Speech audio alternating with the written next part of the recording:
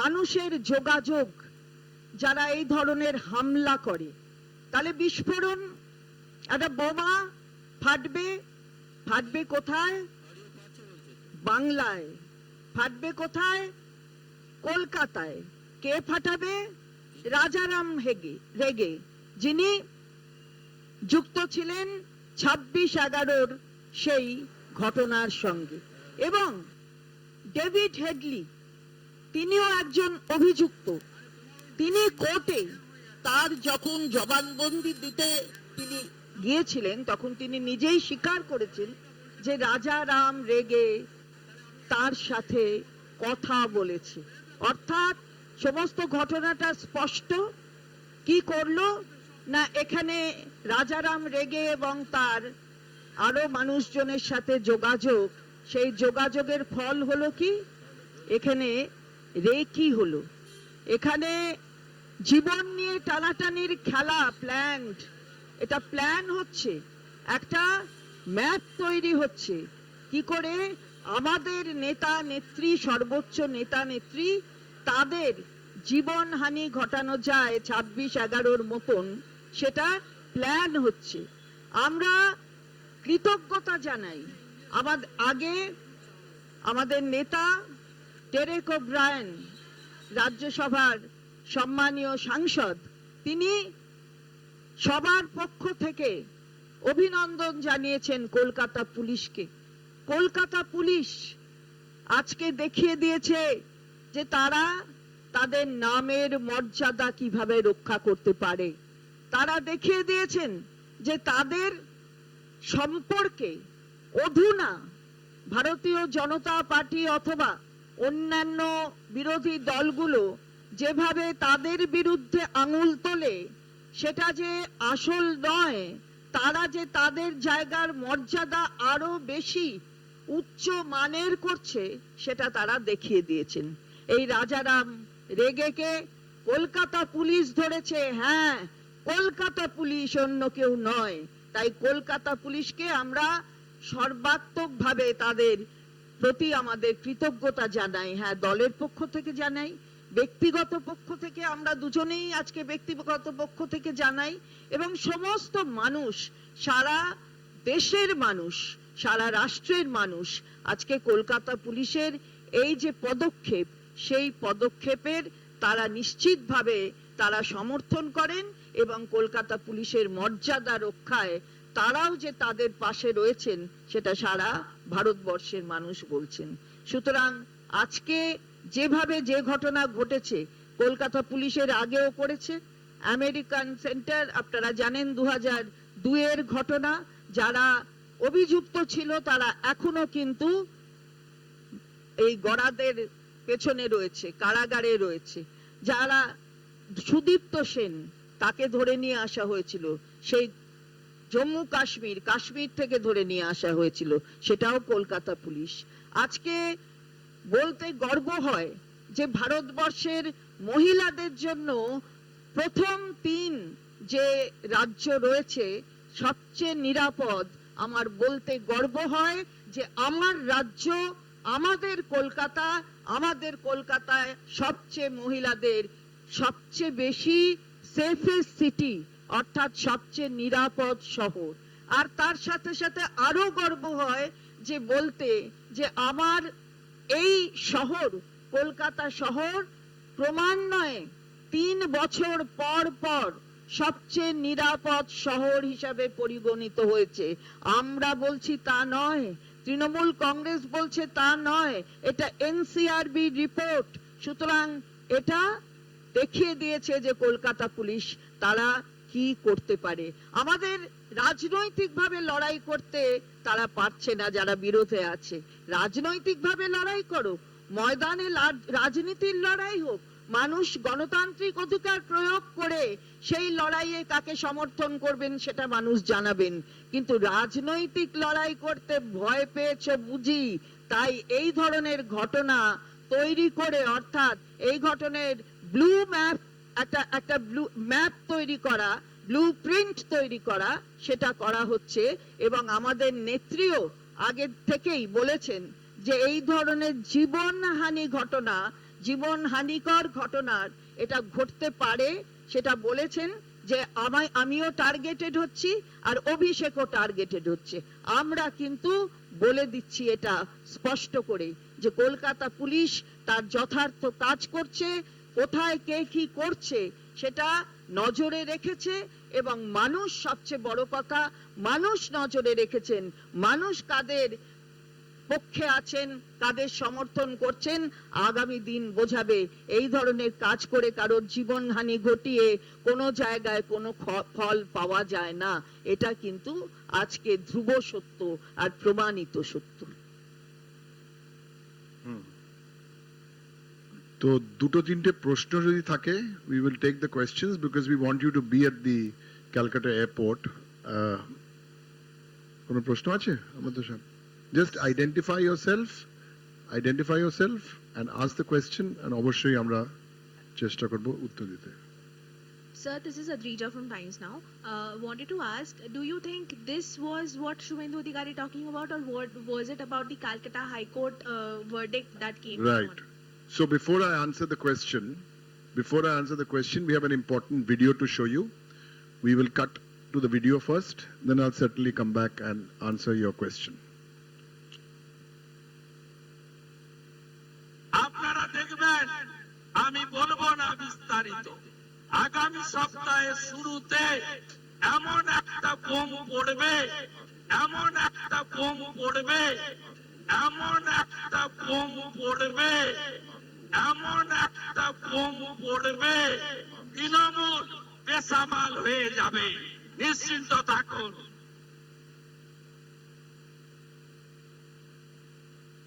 Right, since you asked the question in English and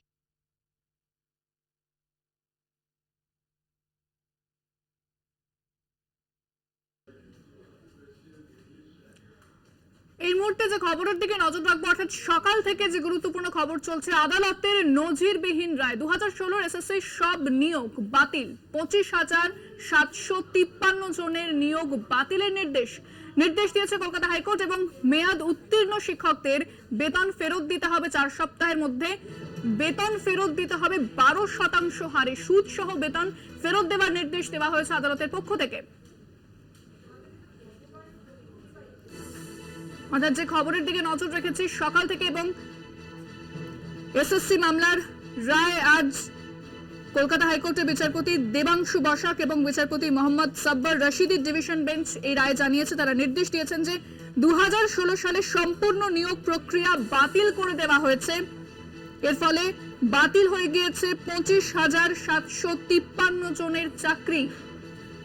বেতন ফেরত দেওয়ার কথাও বলা হয়েছে, 12% হারে সুদ সমেত বেতন ফেরতের নির্দেশ দিয়েছে হাইকোর্ট। এবং এই বিষয় নিয়ে যে আইনি জটিলতা এবং যে আইনি প্রক্রিয়া চলছিল এতদিন ধরে, দীর্ঘদিনের আইনি প্রক্রিয়া, এবং তারপরে আদালতের রায়, এই রায়ের দিকে নজর ছিল প্রত্যেকের। এই দুর্নীতি সামনে আসার পর বাংলার রাজনীতি যেভাবে আলোড়ন সৃষ্টি করেছিল, এরপরে আদালতের রায় সামনে এসেছে, যেখানে 2016 সালের সম্পূর্ণ নিয়োগ প্রক্রিয়া বাতিল করে দেওয়া হয়েছে। বিষয়ে বিস্তারিত কথা বলবো, আমাদের সঙ্গে সরাসরি রয়েছেন প্রতিনিধি পীযূষ কান্তিনাথ। পীযূষ, যে এতদিনে দীর্ঘ আইনি প্রক্রিয়া চলছিল, তারপরে কিন্তু আদালতের রায়, যেখানে বলা হয়েছে যে 2016 সালের এসএসসি সব নিয়োগ বাতিল করে দেওয়া হয়েছে, আরো একবার বিস্তারিত জানতে চাইবো আদালত কি ঠিক জানিয়েছে বিষয়ে।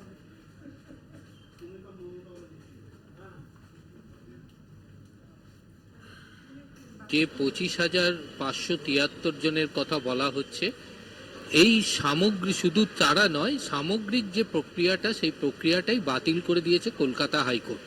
এখন প্রশ্ন উঠছে যে যাদের চাকরি বাতিল হলো বা যারা চাকরি প্রার্থী, তাদের কি নতুন করে পরীক্ষায় বসতে হবে? না, তাদেরকে নতুন করে পরীক্ষায় বসতে হবে না। শুধুমাত্র তাদের যে পরীক্ষার যে তালিকা, অর্থাৎ ওএমআর সিট দেখে এসএসসি কর্তৃপক্ষ ডাকেনি, যারা যোগ্যতা অর্জনকারী ছিল তাদের ইন্টারভিউতে ডাকেনি, তাদের ইন্টারভিউতে ডাকা হবে, ডেকে একদম স্বচ্ছভাবে নিয়োগ প্রক্রিয়া হবে। তাতে যারা হয়তো দেখা যাবে যে যারা চাকরি করছেন তাদের মধ্যে অনেকে চাকরি পাবেন, বা যারা চাকরি পাননি তাদের মধ্যে থেকেও অনেকে চাকরি পাবেন। সুতরাং স্বচ্ছভাবে পুনরায় নিয়োগ প্রক্রিয়াটাকে করতে হবে এসএসসি কর্তৃপক্ষকে, কিন্তু সেক্ষেত্রে নতুন করে আর কোনো পরীক্ষা বা টেট দিতে হবে না। এটি গেল চাকরি পাওয়ার ক্ষেত্রে যে নতুন প্রক্রিয়ার ক্ষেত্রে কি করতে হবে এসএসসি কর্তৃপক্ষকে। রায়ে পরিষ্কারভাবে বলা হয়েছে যে এই যে নিয়োগ প্রক্রিয়া বা ওএমআর শিটের যে গাফিলতি আদালতের কাছে এসছে, তার থেকে আদালত মনে করছে যে 2016 সালের যে নিয়োগ প্রক্রিয়া হয়েছিল সেই নিয়োগ প্রক্রিয়ায় ইন্টারভিউ লেভেলে বেশ যথেষ্ট গড়মিল হয়েছিল এবং বেআইনি কাজ হয়েছিল। সেই কারণের জন্যই পুরো নিয়োগ প্রক্রিয়াটাকে বাতিল বলে ঘোষণা করেছে কলকাতা হাইকোর্ট। দ্বিতীয়ত, এই নিয়োগ করতে গিয়ে আদালত দেখেছেন যে সময়সীমা অতিক্রান্ত হয়ে গেছে এমন তালিকা থেকে বেশ কিছু প্রার্থীকে এনে 2016 সালের যে নিয়োগ প্রক্রিয়া সেই নিয়োগ প্রক্রিয়ায় অংশগ্রহণ করানো হয়েছে এবং তাদেরকে চাকরি দেওয়া হয়েছে। শুধুমাত্র সময়সীমা অতিক্রান্ত হয়ে যাওয়া তালিকা থেকে চাকরি পাওয়া যে সমস্ত শিক্ষক রয়েছেন তাদের ক্ষেত্রেই শুধুমাত্র কলকাতা হাইকোর্টের নির্দেশ যে তাদের সমস্ত বেতন ফেরত দিতে হবে এবং ওই বেতনের 12% হারে সুদ নির্ধারিত করে 4 সপ্তাহের মধ্যে তারা সেই বেতন ফেরত দেবে। যদি তারা 4 সপ্তাহের মধ্যে সেই বেতন ফেরত না দেন, আগামী 6 সপ্তাহের মধ্যে সংশ্লিষ্ট জেলা শাসককে তাদের বিরুদ্ধে উপযুক্ত ব্যবস্থা নিতে হবে। তৃতীয়ত যে বিষয়টি সেটা আমরা দেখেছি যে সুপার নিউমেরিটিক পোস্ট করে সেখানে বেশ কিছু শিক্ষককে চাকরি দেওয়া হয়েছে এবং যেটা ক্যাবিনেটের সিদ্ধান্তে হয়েছিল। এক্ষেত্রেও আদালত সেই সিদ্ধান্তকে সমালোচনা করেছে এবং সমালোচনা করে সেই নিয়োগ প্রক্রিয়াকে অবৈধ বলেছেন বলে সেই নিয়োগকেও তারা বাতিল করে দিয়েছে। কলকাতা হাইকোর্ট এই রায় দিতে গিয়ে বলেছে এই যে যারা সময়সীমা অতিক্রান্ত হবার পরেও সেই তালিকা থেকে তাদের নিয়োগ হয়েছে এবং সুপার নিউমেরিটিক পোস্টে যাদের নিয়োগ করা হয়েছে, এই দুটি নিয়োগের ক্ষেত্রেই যে ওই প্রক্রিয়ায় যারা অংশগ্রহণ করেছেন এবং ওই প্রক্রিয়ায় যারা কন্ডাক্ট করেছেন তাদের বিরুদ্ধেও কিন্তু সিবিআই তদন্ত করতে পারবে এবং সিবিআইকে তদন্ত করে ওই নিয়োগ প্রক্রিয়ার সঙ্গে যুক্ত যারা রয়েছেন সিবিআই মনে করলে তাদের হেফাজতে নিতে পারবে। এই রায় দিতে গিয়ে কলকাতা হাইকোর্ট পরিষ্কারভাবে জানিয়ে দিয়েছে সিবিআই যে তদন্ত করবে সেই তদন্তের একটি রিপোর্ট জুডিসডিকশনাল কোর্ট অর্থাৎ নিম্ন আদালতে যাদেরকে তোলা হচ্ছে বা নিম্ন আদালতে যে এই এসএসসি মামলার শুনানি চলছে বা বিচার প্রক্রিয়া চলছে সেখানে সিবিআইকে পেশ করতে হবে। অর্থাৎ কলকাতা হাইকোর্টের এই নির্দেশের ফলে 2016 যে সমস্ত যারা প্রক্রিয়া নিয়োগ প্রক্রিয়া তা বাতিল বলে ঘোষিত হলো। শুধুমাত্র একজনের ক্ষেত্রে সোমা দাসের ক্ষেত্রে তিনি যেহেতু ক্যান্সারে আক্রান্ত ছিলেন মানবিক দিক থেকে বিচার করে তার চাকরি একমাত্র বহাল রইল। এছাড়া কলকাতা হাইকোর্টের নির্দেশে অন্যান্য যে চাকরি প্রার্থীরা চাকরি পেয়েছিল তাদের চাকরিও বাতিল বলে ঘোষণা করলো বিচারপতি দীপাংশু বসাকের ডিভিশন। একেবারে অনেক ধন্যবাদ। আমাদের সঙ্গে সরাসরি ছিলেন প্রতিনিধি পীযূষ কান্তি নাগ। অর্থাৎ এর পরে প্রক্রিয়া কিভাবে এগোয় অবশ্যই সেদিকে আমাদের নজর থাকবে, তবে আদালত বেশ কিছু নির্দেশ দিয়েছে এবং সেই বিষয়ে বিস্তারিত জানালেন আমাদের প্রতিনিধি আপনাদের পীযূষ কান্তি নাগ। এবার সরাসরি নজর রাখবো শুভেন্দু অধিকারীর জনসভার দিকে। জীবন মিশনে নলবাহিত পরিশ্রুত পানীয় জল এবং আয়ুষ্মান ভারত চালু করতে দেয়নি এই ঠগি পিসি। আপনারা জানেন স্বাস্থ্য সাথীর ভুয়া কার্ড, এই কার্ড নিয়ে গেলে কোন ভেলোরে দেখাতে দেয় আপনাকে? আপনাকে বাঙ্গালোরে দেবীর হসপিটাল নেয়, মুম্বাই ক্যান্সার হসপিটাল নেয়, কোন এইমস নেয়, কেউ নেয় না। সব রাজ্যে আছে আয়ুষ্মান ভারত, আমাদের রাজ্যে চালু করতে দেয়নি। যদি চালু করতে হয় 26 তারিখে 3 নম্বর বোতাম টিপে ইভিএম এ পদ্ম ফুলে ভোট দিয়ে ডক্টর সুকান্ত মজুমদারকে জেতাতে হবে। সংখ্যালঘুরা মমতা ব্যানার্জির কাছে আপনারা হলেন তেজপাতা, তরকারিতে লাগে কিন্তু খাওয়া যাবে না। 21 সালের পরে ভাদু আনারুল 7 জন মুসলিম মহিলাকে পুড়িয়েছে রামপুরহাটের বকটুইতে। কয়েকদিন আগে বাড়ি চাপা পড়ে মারা গেল ফিরাদ হাকিমের কিছু হয়নি, শামস ইকবাল কাউন্সিলরের কিছু হয়নি। 12 জন গরিব মুসলমান ওই বাড়ি চাপা পড়ে মারা গেছে। পঞ্চায়েতের ভোটে 55 জন খুন হয়েছে, তার মধ্যে 35 জন মুসলমান সংখ্যালঘু। আর মোদিজি কি বলেন? সবকা সাথ, সবকা বিকাশ, সবকা বিশ্বাস, সবকা প্রয়াস। ভারতীয় জনতা পার্টি পরিবারবাদের বিরোধী, দুর্নীতির বিরোধী, তোষণের বিরোধী। ভারতীয় জনতা পার্টি বিকাশবাদকে সমর্থন করেন।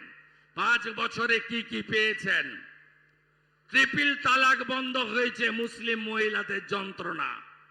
ডক্টর শ্যামাপ্রসাদ মুখার্জির স্বপ্ন কাশ্মীর থেকে 370-35 এ বিলোপ হয়েছে এবং 500 বছরের স্বপ্ন পূরণ হয়ে শান্তিপূর্ণ উপায়ে সুপ্রিম কোর্টের নির্দেশ মেনে 22 জানুয়ারি অযোধ্যায় রাম মন্দির উদ্বোধন হয়েছে।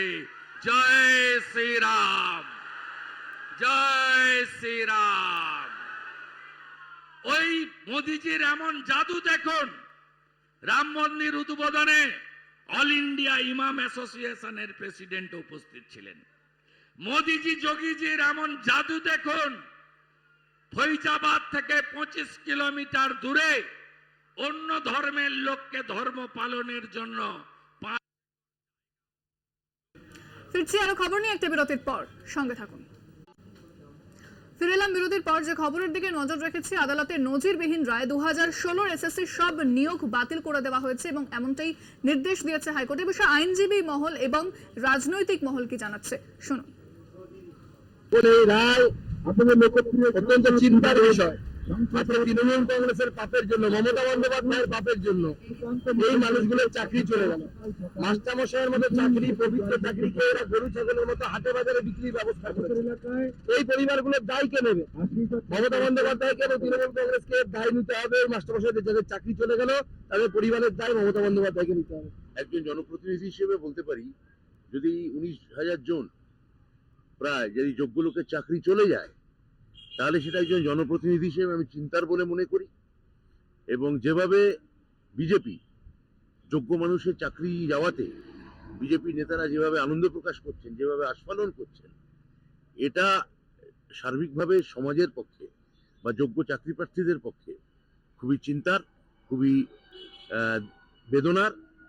এবং আমরা মনে করি যে আইনি পরামর্শ নিয়ে আমরা যদি ঠিক মনে করি তাহলে আমরা অবশ্যই সুপ্রিম কোর্ট যাব। যারা অযোগ্য তাদের বার করে দিয়ে আমরা যে নতুন নিয়োগ দিতে চাই, এটা তো আমরাই এসএসসি ক্যান অ্যাপ্লিকেশন করেছিল কোর্টে, অর্থাৎ আমরা যেটা বলেছিলাম কোর্ট তো সেটাই আজকে মান্যতা দিল। কিন্তু সেই সময় জাস্টিস অভিজিৎ গাঙ্গুলি আমাদের ক্যান অ্যাপ্লিকেশন, এসএসসির করা ক্যান অ্যাপ্লিকেশন, যে আপনি যদি বলেন আমরা যারা অযোগ্য আছে তাদের বাদ দিয়ে আমরা নিয়োগ প্রক্রিয়া করতে পারি, সেই কথাটায় তারা গুরুত্ব না দিয়ে সেটার পেছনে সিবিআই দিয়েছিলেন। সেই সিবিআই এখনো স্টে সুপ্রিম কোর্ট দিয়ে রেখেছে। অর্থাৎ তাহলে প্রশ্নটা হচ্ছে যোগ্য লোকের চাকরিও যাবে কিনা, প্রশ্নটা এইখানে দাঁড়িয়ে আছে। 2016 সালের যে নিয়োগ প্রক্রিয়া, চারটে নিয়োগ প্রক্রিয়া, গ্রুপ সি, গ্রুপ ডি, 9, 10 এবং 11, 12, এই 4টে নিয়োগ প্রক্রিয়ায় মহামান্য বিচারপতি দেবাংশু ভট্টাচার্য এবং মহামান্য বিচারপতি সব্বার এসডির বেঞ্চ সেটাকে ক্যান্সেল করেছে, নাল অ্যান্ড ভয়েড ডিক্লেয়ার করেছে এবং বলেছে যারা যারা স্যালারি পেয়েছে ইললিগাল অ্যাপয়েন্টমেন্টের ফলে তাদের প্রত্যেককে 4 সপ্তাহের মধ্যে সেই স্যালারি ফেরত দিতে হবে এবং 6 সপ্তাহের মধ্যে ডিএমদের নির্দেশ দিয়েছে সেই স্যালারি রিকভার করার জন্য এবং কনসার্ন ডিআইদের নির্দেশ দিয়েছে যে স্যালারি রিকভার হয়েছে কিনা সেটা দেখার জন্য। হ্যাঁ, 65B যে সার্টিফিকেট দেওয়া হয়েছে সেটা এভিডেন্স একটা অ্যাডমিসেবল। কলকাতা হাইকোর্টের এই রায় অত্যন্ত গুরুত্বপূর্ণ, একটি ঐতিহাসিক রায়। সাংবিধানিক আদালত যদি তাদের সাংবিধানিক ক্ষমতা প্রয়োগ করে, তবে কিভাবে সংবিধানের যে ইকুয়ালিটির রাইটকে রক্ষা করতে হয়, পরিচ্ছন্ন প্রশাসনকে কিভাবে ঘুম থেকে ভাঙাতে হয় এবং দুর্নীতিবাজ প্রশাসকদের মুখোশ খুলে দিতে হয় তার উদাহরণ হচ্ছে আজকের এই রায়। বহু মানুষ তারা ক্ষতিগ্রস্ত হলেন, তাদের বোঝা উচিত যে দুর্নীতিগ্রস্ত রাজনৈতিক দলকে ক্ষমতায় আনলে কি পরিণতি হতে পারে। আগামী দিনে আরও যে সমস্ত মামলা আছে সেখানে আরও মারাত্মক কেলেঙ্কারি প্রকাশিত হওয়ার সম্ভাবনা আছে।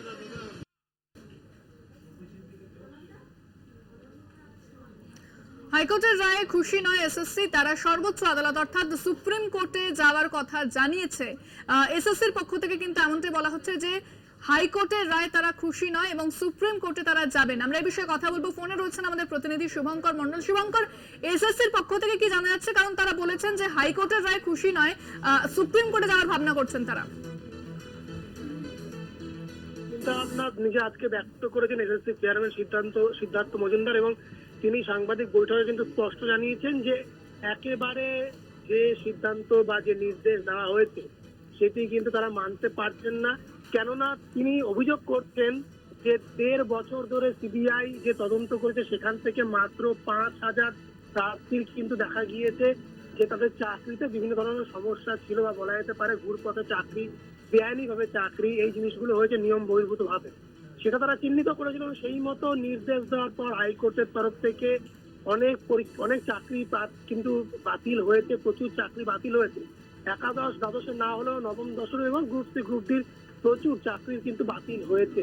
সেইখানে দাঁড়িয়ে সেই 5,000 জন বাদ দিলে বাকি যে 19 থেকে 20,000 প্রার্থী রয়েছে, যাদের আজকে সব মিলিয়ে প্রায় 25,000-এর মতো পরীক্ষার্থী মাত্র চাকরি যাদের বাতিল করা হলো, সেটা নিয়েই কিন্তু মূলত একেবারে বলা যেতে পারে চিন্তার ভাঁজ পড়েছে এসএসসির কপালে। এবং তারা সন্দিহান বিষয়টি নিয়ে যে কোপটা পড়া উচিত ছিল 5,000-এর ওপর, সেটি কিন্তু সমগ্র যারা 2016 সালে পরীক্ষা দিয়েছিলেন এসএসসির একেবারে নবম থেকে দ্বাদশের যে এসএলএসটি সেটা, এবং সেই সঙ্গে সঙ্গে গ্রুপ সি গ্রুপ ডি, প্রত্যেকের ঘাড়ে সেই কোপ পড়েছে এবং এটি তারা মানতে পারছেন না। তারা স্পষ্ট জানিয়েছেন যে তারা কিন্তু শীর্ষ আদালত অর্থাৎ সুপ্রিম কোর্টে যাবেন। এবং শুধুমাত্র এসএসসি নয়, এসএসসি অর্থাৎ স্কুল সার্ভিস কমিশন কিন্তু রেকমেন্ডিং অথরিটি, তাদেরকে সুপারিশ করে এবং তাদের নিয়োগপত্র দেয় মধ্যশিক্ষা পর্ষদও কিন্তু এই বিষয়টি নিয়ে সুপ্রিম কোর্টের দ্বারস্থ হবে বলেই জানা গিয়েছে। কেননা ইতিমধ্যেই এতজন চাকরি প্রার্থীর যদি এতজন যারা চাকরি করছিল চাকরিরত অবস্থাতে চাকরি যদি বাতিল হয়, তাহলে কিন্তু এই মুহূর্তে যে লোকসভা নির্বাচন চলছে সেখানেও দেখা যাবে যে ভোট কর্মী যারা অন্ততপক্ষ স্কুলের শিক্ষক শিক্ষিকা তারা কমে যেতে পারে। 24,000 কমে যাওয়া মানে কিন্তু ভোটের উপরেও প্রভাব পড়া, এটি নিয়েও কিন্তু স্বাভাবিকভাবে তারা চিন্তিত। এবং সেই দিক থেকে তাকিয়ে স্বাভাবিকভাবেই কিন্তু এসএসসি বা স্কুল সার্ভিস কমিশন তারা কিন্তু সুপ্রিম কোর্টের দ্বারস্থ হচ্ছে, খুব শীঘ্রই সেটি তারা করবে। একেবারে ধন্যবাদ শুভঙ্কর। কথা বললাম প্রতিনিধি শুভঙ্কর মণ্ডলের সঙ্গে। এসএসসির পক্ষ থেকে কি বলা হয়েছে শোনাবো আপনাদের। আমরা অবশ্যই শীর্ষ আদালতে আমরা অ্যাপিল করব। তার একটা কারণ আমরা আলোচনা করতেই পারি, সেটা হচ্ছে যে আমরা জানি যে এই নিয়োগ প্রক্রিয়ায় সিবিআই এর দীর্ঘ অনুসন্ধান চলেছে এবং সেটা প্রায় 1.5 বছর অনুসন্ধান চলেছে। তো সুনির্দিষ্ট অভিযোগ ছিল, সিবিআই তাদের তথ্য প্রমাণ সহকারে তাদের অভিযোগ জানিয়েছিলেন। আমরাও কিছু কিছু জিনিস খতিয়ে দেখে জানিয়েছিলাম। এর ভিত্তিতে মহামান্য হাইকোর্ট একটা সিদ্ধান্ত আগে নিয়েছিলেন। কিন্তু বাকি যে ওই প্রায় 24,000 এবং তার থেকে 5,000 বাদ দিলে যে বাকি 19,000, তাদের ব্যাপারে যে কি অভিযোগ আছে, কি সুনির্দিষ্ট অভিযোগ আছে, আপাত দৃষ্টিতে মনে হচ্ছে যে খুবই কঠোর একটি রায়। যেহেতু 5,000 জনের ব্যাপারে অভিযোগ আপাত দৃষ্টিতে যা জানতে পেরেছি সিবিআইয়ের রিপোর্ট থেকে এখনো, আর তার ভিত্তিতে যেহেতু 24,000 জনের পুরোপুরি নিয়োগ বাতিল হয়ে গেল, এর জন্য আমার মনে হয় যে আমাদের শীর্ষ আদালতের দ্বারস্থ হতেই হবে। প্রায় 26,000-এর নিয়োগ বাতিল হয়েছে। চিন্তিত নির্বাচন কমিশন। চাকরিহারারা ভোট প্রক্রিয়ার সঙ্গে যুক্ত ছিলেন। এই সরকারি কর্মীদের জায়গায় বিকল্প কর্মীকে আনা হবে, এই বিষয়ে চিন্তা ভাবনা নির্বাচন কমিশনের, এবং নির্বাচন কমিশন ইতিমধ্যেই চিন্তা ভাবনা করতে শুরু করেছে যে বিকল্প কি হতে পারে। কারণ যাদের চাকরি বাতিল করা হয়েছে প্রায় 25,753 জনের, এবং তারা কিন্তু এই ভোটের কাজের সঙ্গে যুক্ত ছিলেন, ভোট প্রক্রিয়ায় যুক্ত ছিলেন, তাই নির্বাচন কমিশনের চিন্তা বেড়েছে এবার। বিস্তারিত কথা বলবো। ফোনে রয়েছেন প্রতিনিধি সত্য সুন্দর ভট্টাচার্য। সত্য, কি ভাবছেন নির্বাচন কমিশন, কি খবর পাওয়া যাচ্ছে? এখন কলকাতা হাইকোর্টের রায়ে এই যে 25,753 জনের নিয়োগ বাতিলের রায় দেওয়া হয়েছে, সেক্ষেত্রে এদের মধ্যে কতজন শিক্ষক ভোট কর্মী হিসেবে নিযুক্ত রয়েছে তার তালিকা কিন্তু সংশ্লিষ্ট জেলা শাসকদের কাছে চেয়ে পাঠালো নির্বাচন কমিশন। তার কারণ ইতিমধ্যেই কমিশনের তরফে তারা খোঁজ নিতে শুরু করেছেন যে তাদের যে রিজার্ভ ভোট কর্মী রয়েছে, প্রাথমিকভাবে সেই রিজার্ভ ভোট কর্মী দিয়েই তারা কিন্তু ভোট পরিচালনার কাজ করতে চান। সেক্ষেত্রে কত সংখ্যক শিক্ষক যাদের নিয়োগ বাতিল হয়েছে কলকাতা হাইকোর্টের রায়, এরকম কতজন শিক্ষক তারা ভোট কর্মী হিসাবে রয়েছেন সেই তালিকা সংশ্লিষ্ট জেলা শাসকদের কাছ থেকে চেয়ে পাঠানো হলো এবং সেই মোতাবেক কিন্তু আগামী যে 6টা নির্বাচনের দফা রয়েছে সেই দফাতে রিজার্ভ ফোর্স থেকে, রিজার্ভ ভোট কর্মী থেকে তাদেরকে সেইখানে ভোট কর্মী হিসেবে ভোট পরিচালনার দায়িত্ব দেওয়া হবে, এমনটাই নির্বাচন কমিশন সূত্রে জানা গিয়েছে। ধন্যবাদ সত্য। কথা বললাম প্রতিনিধি সত্য সুন্দর ভট্টাচার্যের সঙ্গে। ইতিমধ্যেই কমিশন জেলা শাসকদের কাছে রিপোর্ট তলব করেছে যে এই বিষয়ে যদিও বিকল্প সরকারি কর্মীদের কি আনা হবে, চিন্তা ভাবনা শুরু করেছে নির্বাচন কমিশন। কারণ যাদের চাকরি আছে তারা প্রত্যেকেই ভোটের প্রক্রিয়ার সঙ্গে যুক্ত ছিলেন, সেক্ষেত্রে চিন্তা বেড়েছে নির্বাচন কমিশনের।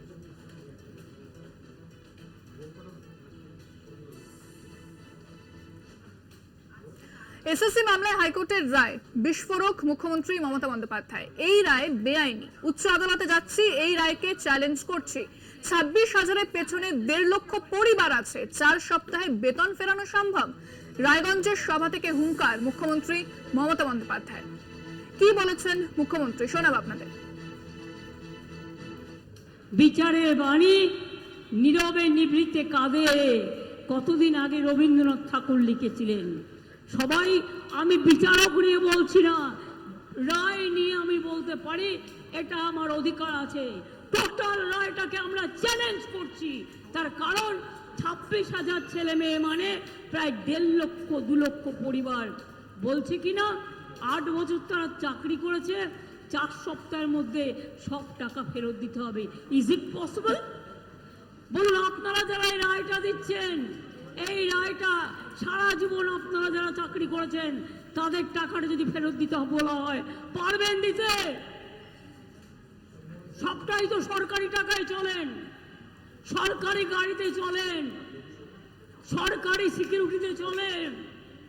মানুষ আপনাদের সম্মান করে, আমরাও আপনাদের সম্মান করি।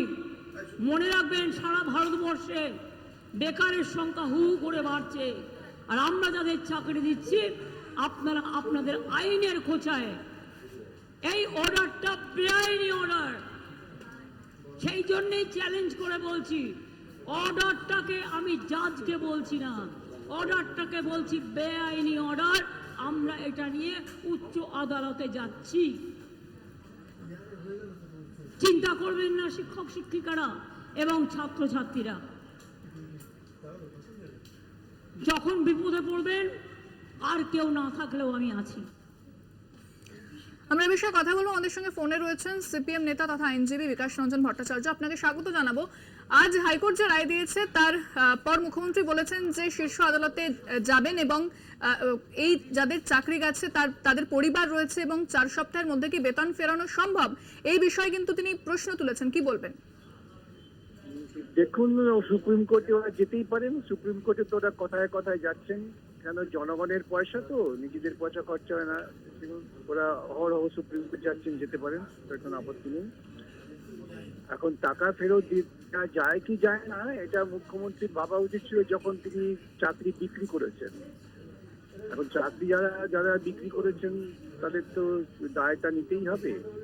মুখ্যমন্ত্রী তাদের প্রতি খুব দরদি হন, তাহলে ইলেকট্রাল বন্ডে যে বেআইনি টাকা উনি পেয়েছেন সেই টাকাগুলো ওদের দিয়ে দিন, ওটা সরকারের ফেরত দিয়ে দেবে, সরকারের তহবিলের টাকাটা আসবে। ধন্যবাদ। আমরা কথা বললাম বিকাশ রঞ্জন ভট্টাচার্যের সঙ্গে এবং মুখ্যমন্ত্রী মমতা বন্দ্যোপাধ্যায় তিনি বলেছেন যে চাকরিহারাদের পাশে আছেন এবং যাদের চাকরি গেছে তাদেরও পরিবার রয়েছে, 4 সপ্তাহে কিভাবে বেতন ফেরানো সম্ভব এবং এই রায় বেআইনি বলে জানিয়েছেন মুখ্যমন্ত্রী মমতা বন্দ্যোপাধ্যায়। এই বিষয়ে কি বলেছেন বিজেপি নেতা শ্রমিক ভট্টাচার্য, শোনাব আপনাদের। সকাল থেকেই মুখ্যমন্ত্রী পদত্যাগ দাবি করছে, কারণ এই অব্যবস্থার জন্য সম্পূর্ণ দায়ী হচ্ছে তৃণমূল কংগ্রেস। যেদিন পার্থ চট্টোপাধ্যায়ের বিরুদ্ধে প্রথম অভিযোগের আঙুল ওঠে সেদিন ফিরাদ হাকিম বলেছিলেন যেটা যৌথ দায়িত্ব, কালেকটিভ রেসপন্সিবিলিটি। যদি ভুল হয়ে থাকে সেটা আমাদের সকলের ভুল। সকলের ভুল মানে ক্যাবিনেটের ভুল, আর ক্যাবিনেটের মাথা হচ্ছে আমাদের রাজ্যের মুখ্যমন্ত্রী। আজকে এই যে এতগুলো পরিবার অনিশ্চয়তার মধ্যে চলে গেল, আজকে কেউ বিয়ে করেছে, কেউ লোন নিয়ে বাড়ি কিনেছে, কেউ স্কুটার কিনেছে, কি হবে তাদের? যারা বেআইনি ভাবে বাজারে চাকরি কিনে নিয়েছেন আলু পটলের মতো, তাদের পরিণতি এটা হওয়ারই ছিল, সেটা হচ্ছে। কিন্তু এর মধ্যেও কিছু প্রকৃত মেধাযুগ সম্পন্ন ছাত্রছাত্রী ছিলেন যা অত্যন্ত অসহায় অবস্থার মধ্যে চলে গেল। এটাও আদালতের দেখা দরকার। এখন সময় একটা বিরতির, সঙ্গে থাকুন। যে খবরের দিকে নজর রাখবো, খড়গপুরে মেদিনীপুর নেতৃত্বের সঙ্গে অভিষেক বন্দ্যোপাধ্যায়ের সাংগঠনিক বৈঠক, ইতিমধ্যেই সে বৈঠক শুরু হয়েছে বলেও কিন্তু জানা যাচ্ছে। অভিষেক বন্দ্যোপাধ্যায় তিনি সাংগঠনিক বৈঠকে মেদিনীপুর নেতৃত্বের সঙ্গে ভোটের আগে, অর্থাৎ মেদিনীপুরে ভোটের আগে সেখানে নজর সংগঠনের দিকে, দলের সংগঠন আরো মজবুত করতে মেদিনীপুর নেতৃত্বের সঙ্গে বৈঠক। অভিষেক বন্দ্যোপাধ্যায় খড়গপুরে সাংগঠনিক বৈঠক।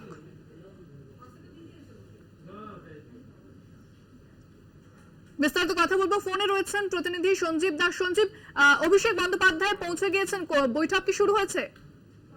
হ্যাঁ ইন্দ্রাণী, যেটা দেখা যাচ্ছে যে দুটোর সময় মিদনাপুরে এসে খড়গপুরের ওখানে হেলিপ্যাডে নামে, তারপর ওখান থেকে সোজা এখানে একটা বেসরকারি লজে আসে, লজে এসে এখানে মিটিং হয়। টোটাল জেলার সব নেতা নেতৃত্বকে নিয়ে মিটিং করেছে এবং এখনো মিটিং চলছে। এই মাত্র একটু পরে মিটিং শেষ হবে এরকমই জানা যাচ্ছে, এখনো পর্যন্ত মিটিং চলছে। ইন্দ্রাণী, ধন্যবাদ সঞ্জীব। কথা বললাম প্রতিনিধি সঞ্জীব দাসের সঙ্গে। এবং ঘাটাল মেদিনীপুর নেতৃত্বের সঙ্গে বৈঠক অভিষেক বন্দ্যোপাধ্যায়ের, বৈঠকে রয়েছেন দেব এবং জুন মালিয়া, ঘাটাল এবং মেদিনীপুরের প্রার্থী, তারা রয়েছেন বৈঠকে।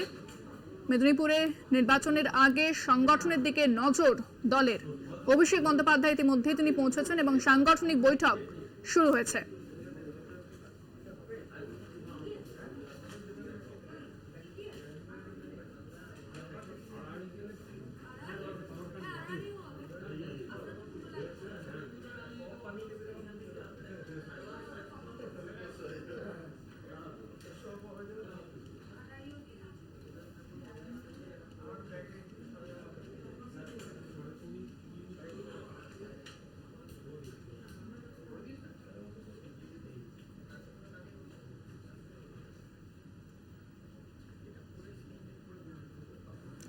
যে খবরের দিকে নজর রাখবো, অভিষেক বন্দ্যোপাধ্যায় যে নিশানা করা হয়েছিল, যে মুম্বাই হামলার মূল চক্রী, এবং তাকে ইতিমধ্যে গ্রেফতার করা হয়েছে। রাজারাম রেগে তাকে নিয়ে আসা হয়েছে কলকাতায়, তাকে নিয়ে আসা হয়েছে কলকাতায়, এমনটাই কিন্তু জানা যাচ্ছে। এবং যে খবরের দিকে নজর রেখেছি, রাজারাম রেগে তাকে নিয়ে আসা হয়েছে কলকাতায়।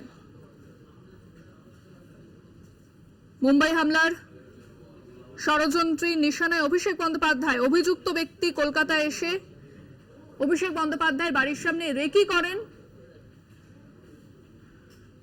অভিযুক্ত রাজারাম রেগে, তাকে গ্রেফতার করেছে কলকাতা পুলিশ।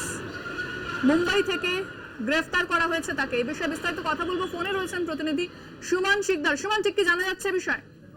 একদম, দেখো, মুম্বাই হামলা ষড়যন্ত্রকারী রাজারাম রেইকিকে কিন্তু গ্রেফতার করে ট্রানজিট রিমান্ডে কলকাতায় নিয়ে আসলো কলকাতা পুলিশ। মূলত অভিষেক বন্দ্যোপাধ্যায় তৃণমূলের সাধারণ সম্পাদক, তার বাড়ির সামনে যে রেইকি করা হয়েছিল এবং সেই তার বাড়ির সামনে, তার বাড়ি এবং অফিস যে রেইকি করা হয়েছিল, এই রাজারাম, তাকে কিন্তু সোমবার মুম্বাই থেকে গ্রেফতার করে কলকাতা পুলিশ এবং সোমবার বিকেলে তাই কিন্তু ট্রানজিট রিমান্ডে কলকাতায় নিয়ে আসা হলো। রাজারাম কেন এসেছিল কলকাতায়, যেমন ভিডিওগ্রাফি করে কলকাতা পুলিশের তরফ থেকে তদন্ত শুরু করেছে। এছাড়াও তিনি অভিষেক বন্দ্যোপাধ্যায়ের আত্মসহায়ককে ফোন করেছিলেন এবং তার অফিস বা বাড়ির সামনে যে রেইকি করেছিলেন এবং তিনি রাজ্যের মুখ্যমন্ত্রী মমতা বন্দ্যোপাধ্যায়ের বাড়ি গেছিলেন কিনা সেই সব কিন্তু তদন্ত শুরু করার জন্য তাকে মুম্বাই থেকে গ্রেফতার করে আজ বিকেলে তাকে কলকাতায় নিয়ে আসলো কলকাতা পুলিশ। ইতিমধ্যেই তাকে কলকাতা ভবানী ভবনের উদ্দেশ্যে নিয়ে যাওয়া হয়েছে। ধন্যবাদ সুমন। কথা বললাম প্রতিনিধি সুমন শিকদারের সঙ্গে। এ বিষয়ে কথা বলবো, আমাদের অপর প্রতিনিধি রিয়া মাঝি রয়েছে ফোনে। রিয়া, রাজারাম রেগে তাকে কলকাতায় নিয়ে আসা হয়েছে, কি জানতে পারছো?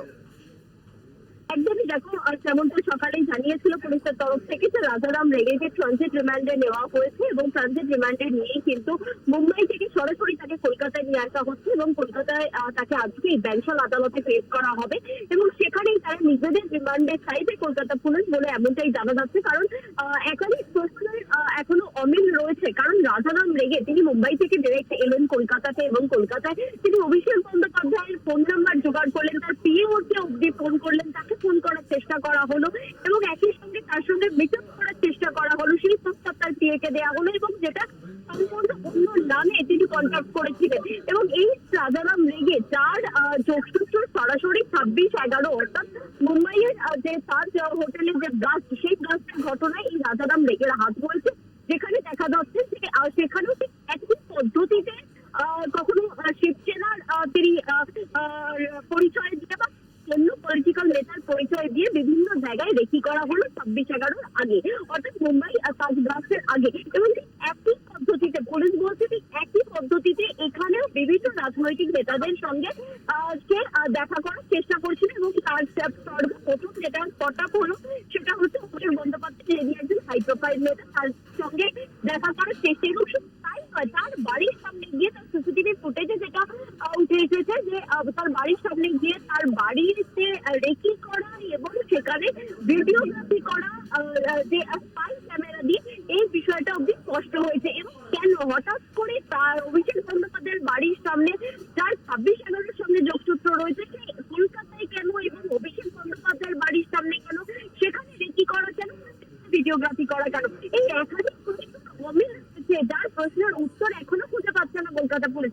এবং সেই কারণের জন্য নিজেদের রিমান্ডে নিয়ে তাকে জিজ্ঞাসাবাদ করতে চায় এবং অত্যন্ত ভয়ের এই বিষয় যে 26/11 সঙ্গে যার যোগসূত্র এবং সেখানে তিনি অ্যাকিউজ ডেভিড হেডলে তার সঙ্গে তার যে স্টেটমেন্ট, সেই স্টেটমেন্টের নাম উঠে এসেছিল রাজারাম রেগের এবং সেই ব্যক্তি যার টেররিস্টের সঙ্গে সরাসরি যোগসূত্র, সে কলকাতায় এসে অভিষেক বন্দ্যোপাধ্যায়ের বাড়ির সামনে ঘোরাফেরা করছে, সেখানে রেকি করছে। এটা অত্যন্ত ভয়ের এবং সেই কারণের জন্য কলকাতা পুলিশ তাকে মুম্বাই থেকে গ্রেফতার করেছে এবং আজকেই তাকে ইতিমধ্যেই কলকাতায় ল্যান্ড করে গিয়েছে, কলকাতা এয়ারপোর্ট থেকে বেরিয়ে গিয়েছে ব্যাংশাল আদালতের উদ্দেশ্যে। আর কিছুক্ষণের মধ্যেই ব্যাংশাল আদালতে তাকে পেশ করা হবে এবং নিজেদের হেফাজতে নেওয়ার আবেদন জানানো হবে কলকাতা পুলিশের তরফ থেকে। ধন্যবাদ রিয়া। কথা বললাম প্রতিনিধি রিয়া মাঝির সঙ্গে ইতিমধ্যেই। এবং এ বিষয়ে কি বলেছেন কলকাতা পুলিশের অতিরিক্ত কমিশনার মুরলীধর শর্মা, শোনাব আপনাদের।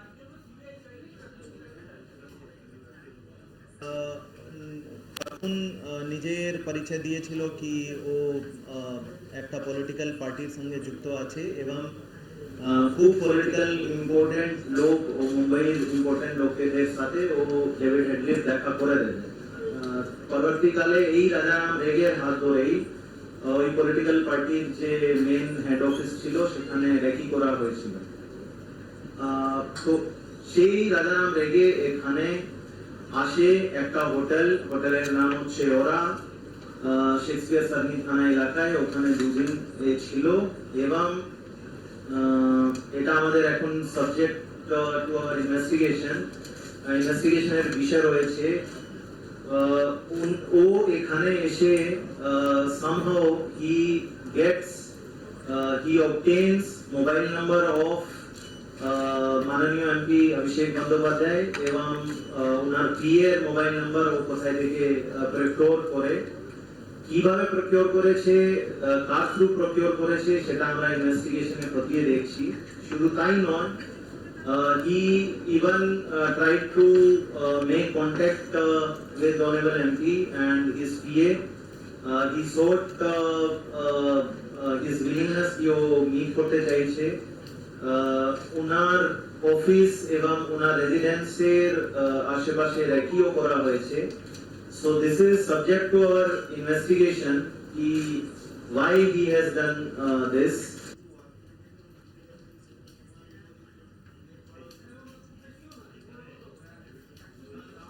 আবার খবরের দিকে নজর রাখবো। বুধবার থেকে ফের তাপপ্রবাহ, দক্ষিণবঙ্গে আরো বাড়বে তাপমাত্রা। সপ্তাহের শেষে চরম তাপপ্রবাহের সম্ভাবনা। সোমবার এবং মঙ্গলবার দক্ষিণবঙ্গে হালকা বৃষ্টির সম্ভাবনা। পূর্ব পশ্চিম মেদিনীপুর ঝাড়গ্রামেও হালকা বৃষ্টি হতে পারে, বিক্ষিপ্তভাবে বেশ কিছু জায়গায় বৃষ্টি হওয়ার সম্ভাবনা থাকছে এবং বইতে পারে 30 থেকে 40 কিলোমিটার বেগে ঝোড়ো হাওয়া। হাওড়া দক্ষিণবঙ্গে যদিও হাওড়া এবং দক্ষিণবঙ্গে তাপপ্রবাহের পরিস্থিতির পরিবর্তন হবে না।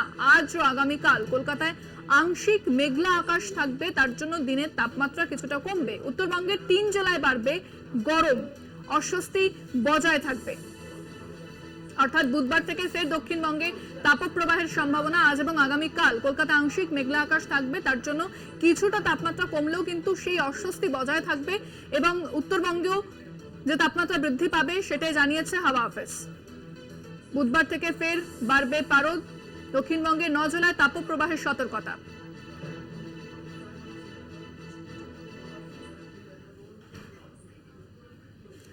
4টে 4 দিক এখন এই পর্যন্তই। দেখছেন কলকাতা টিভি, রাত 3 7।